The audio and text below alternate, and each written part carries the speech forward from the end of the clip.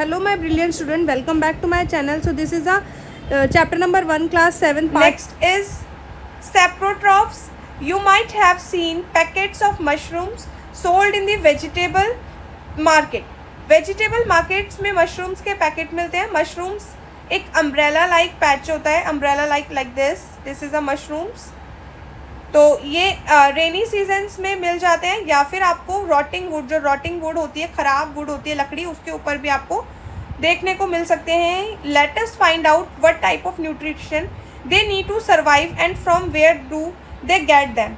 अब देखते हैं कि इनको किस तरीके का न्यूट्रिशन चाहिए होता है, किस तरीके का न्यूट्रिशन ये यूज़ करते हैं और कैसे सर्वाइव करा जाता है, ये लोग कैसे सर्वाइव करते हैं मशरूम्स. नाउ 1.2 एक्टिविटी में देखेंगे. Take piece of bread and moisten it with water.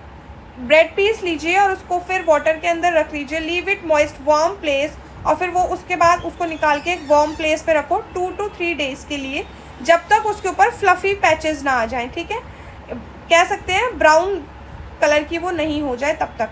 What is the color of these patches? Observe the patches under a microscope और a magnifying glass. अब उसके बाद जो ये ब्रेड हमने ली थी, इसको हम मैग्नीफाइंग ग्लास से देखते हैं. तो ये पैचेस हैं क्या? बेसिकली ये पैचेस क्या हैं? ये पैचेस एक ऑर्गेनिज्म है जिसको हम फंगस कहते हैं या फिर फंगई. ये ब्रेड के ऊपर लग जाते हैं, या फिर किसी आप कह सकते हैं पिकल्स में भी लग सकते हैं, ये किसी भी चीज़ में लग सकते हैं. हमारे क्लोथ्स में, लेदर क्लोथ्स में भी ये लग जाते हैं. ठीक है, तो इनको फंगी कहते हैं. They have different modes of nutrition. They absorb nutrients from the bread. ये ब्रेड से न्यूट्रिएंट एब्जॉर्ब करते हैं. और this mode of nutrition in which organism take nutrient from the.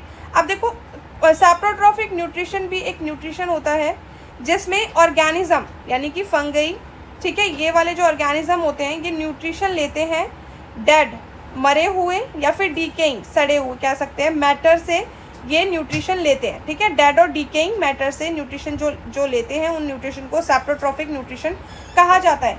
Such organisms with saprotrophic nutrition modes of nutrition are called saprotrophs. और जो सैप्रोट्रॉफिक mode of nutrition लेते हैं उनको सैप्रोट्रॉफ कहा जाता है. ठीक है, सैप्रोट्रॉफिक मोड ऑफ न्यूट्रिशन यूज जो करते हैं उनको सैप्रोट्रॉफ्स कहा जाता है.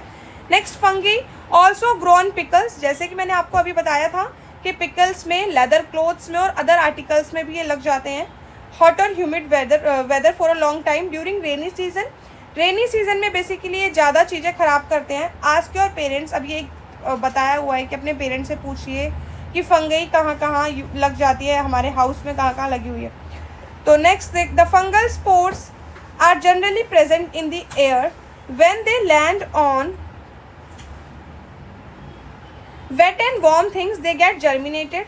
जब उनको वेट एंड वार्म प्लेस मिलता है तो वो जर्मिनेट होते हैं, मतलब कि ग्रो हो जाते हैं. ठीक है, वेट और warm place. Now can you figure out how can we protect out things from getting spoiled. Spoiled चीज़ों को कैसे हम बचा सकते हैं? तो आप देखिए, या तो देखो वेट और वार्म चीज़ चाहिए उन्हें, या तो इन दोनों में से एक चीज़ रखो. वेट है तो वार्म मत रखो, वार्म है तो वेट. तो इस दोनों चीज़ें होंगी तो ये ग्रो जल्दी होंगे. Next, some organism live together and share both. Next आता है सिम्बायोसिस. सिम्बायोसिस क्या होता है? कुछ ऐसे ऑर्गेनिज्म होते हैं जो दो एक साथ रहते हैं. ठीक है, शेल्टर और न्यूट्रिएंट शेयर करते हैं. उस रिलेशनशिप को हम सिम्बायोसिस कहते हैं. तो basically some organisms live together. कुछ ऐसे ऑर्गेनिज्म जो साथ में रहते हैं and share both shelter and nutrient, that are called symbiosis. For example, certain fungi live inside the roots of plants. कुछ ऐसी फंगई होती हैं जो प्लांट्स के रूट्स के अंदर रहती हैं. The plant provide nutrient to the fungi. और प्लांट उन्हें फंगस को न्यूट्रिएंट देता है, और रिटर्न में फंगस वाटर और कुछ सर्टेन न्यूट्रिएंट भी प्लांट को वापस देती है जो प्लांट को ज़रूरी है. ठीक है, तो प्लांट कुछ ऐसी फंगई हैं जो प्लांट के रूट में रहती हैं. नेक्स्ट आता है lichens. In organism called lichens a chlorophyll containing partner which is an algae and fungus. अब एक क्लोरोफिल कंटेनिंग एल्गे ग्रीन होती है, क्लोरोफिल होती है, खुद का खाना खुद से प्रिपेयर कर सकती है. तो वो फंगस के साथ, fungus and algae live together. The fungus provide shelter, water and mineral. अब फंगस देखो खुद से खाना प्रिपेयर नहीं कर पाती है, तो उसे किसी ना किसी का साथ चाहिए. तो पहले तो उन्होंने प्लांट के रूट में अपना खाना प्रिपेयर, अपना न्यूट्रिशन लेने के लिए वो वहाँ रहे. और नेक्स्ट कुछ फंगे ऐसे होती हैं जो एल्गे के साथ लिव टुगेदर, एल्गे के साथ रहती है. शेल्टर, वाटर, मिनरल एल्गे को देती हैं और इन रिटर्न में एल्गे उन्हें फूड प्रोवाइड करता है, ठीक है। एल्गे क्योंकि खुद से अपना खाना प्रिपेयर करते हैं तो वो फंगो को भी दे देते हैं, फंगी को। Next, how nutrients are replenished in the soil, किस तरीके से न्यूट्रिएंट रिप्लेनिश्ड होते हैं सॉइल में। Have you seen farmer spreading manure और फर्टिलाइजर इन द फील्ड और gardener using them in lawns और in pots, do you know why this is done. देखो आपने देखा होगा कभी भी फार्मर, जब आप विलेजेस में देखते होंगे, फार्मर जो होते हैं वो फर्टिलाइजर और मैन्योर स्प्रेड ओवर करते हैं अपनी फील्ड में just to protect their crops, ठीक है। तो वो प्रोटेक्ट करने के लिए फार्मर यूज़ करते हैं manure and fertiliser. You learn that plant absorb minerals and nutrient from the soil, और प्लांट जो होता है वो न्यूट्रिएंट और मिनरल सॉइल से एब्जॉर्ब करता है। So their amount in the soil keep on decline. Fertiliser और मैन्योर जो होते हैं वो न्यूट्रिएंट बनाए रखते हैं, जैसे कि नाइट्रोजन, पोटेशियम, फॉस्फोरस और एक्सेट्रा। तो ठीक है, तो इसीलिए प्लांट न्यूट्रिएंट पहुंचाने के लिए प्लांट को फार्मर यूज़ करता है फर्टिलाइजर का और मैन्योर का। Next is these nutrients need to be added from time to time to enrich the soil, और इन्हीं न्यूट्रिएंट को टाइम टू टाइम देना पड़ता है सॉइल को ताकि सॉइल अच्छी रहे। We can grow plants and keep them healthy. We can fulfill nutrient requirement of plant. Next, usually crops plant absorb a lot of nitrogens and the soil become a deficient in nitrogen. You learn that though nitrogen gas is available in plenty, देखो nitrogen की कमी भी plant को ख़राब कर देती है, और हमें पता है कि जो नाइट्रोजन गैस है वो बहुत ज़्यादा है एयर में, पर प्लांट उन्हें डायरेक्टली यूज़ नहीं कर सकता। प्लांट जैसे कार्बन डाइऑक्साइड को करता है, ऐसे plant can not use in the manner they can use carbon dioxide. They need nitrogen in soluble form, soluble form में उन्हें नाइट्रोजन चाहिए होता है।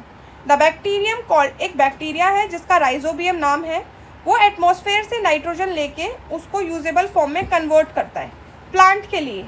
But rhizobium can not make it own food, so it often live in, इसीलिए देखो ये भी एक सिम्बायोसिस हो गया ना, क्योंकि राइजोबियम बैक्टीरिया है।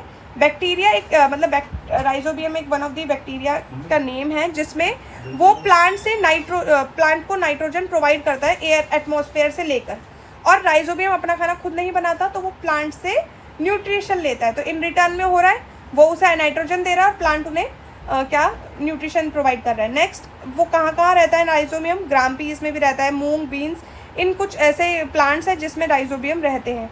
इन return plant provide food shelter to bacteria, हाँ इन रिटर्न में प्लांट उन्हें फूड और शेल्टर प्रोवाइड करते हैं, ठीक है। नेक्स्ट इज दस दे दस हैव अ सिम्बायोटिक रिलेशनशिप, और उनके अंदर एक सिम्बायोटिक रिलेशनशिप भी है। This association of great significance for the farmers, they can reduce the nitrogen fertilizer which leguminous plants are grown. Most of the pulses are obtained from देखो leguminous plants वो होते हैं जो फली वाले plants होते हैं ना वो। In this chapter you learn that most of the plant are autotrophs, और इस chapter में हमने पढ़ा है कि बहुत से plants होते हैं जो autotrophs होते हैं, कुछ ही plants होते हैं जो parasitic होते हैं और saprotrophs होते हैं। They derive nutrition from other organism, जैसे कि हमने पढ़ा वो अपना न्यूट्रिशन दूसरे ऑर्गेनिज्म से डिराइव करते हैं। All animal are categorised as heterotrophs since they depend on plant and other animals are food. Can we say that insectivorous plant are partial heterotrophs, क्या हम कह सकते हैं? ये एक क्वेश्चन है, ये आप मुझे कमेंट सेक्शन में बताना, या फिर आप ये पेपर में भी आ सकता है। इसका लेटर ऑन मैं प्रॉपर नोट्स बना के क्वेश्चन आंसर्स आपको प्रोवाइड करूँगी।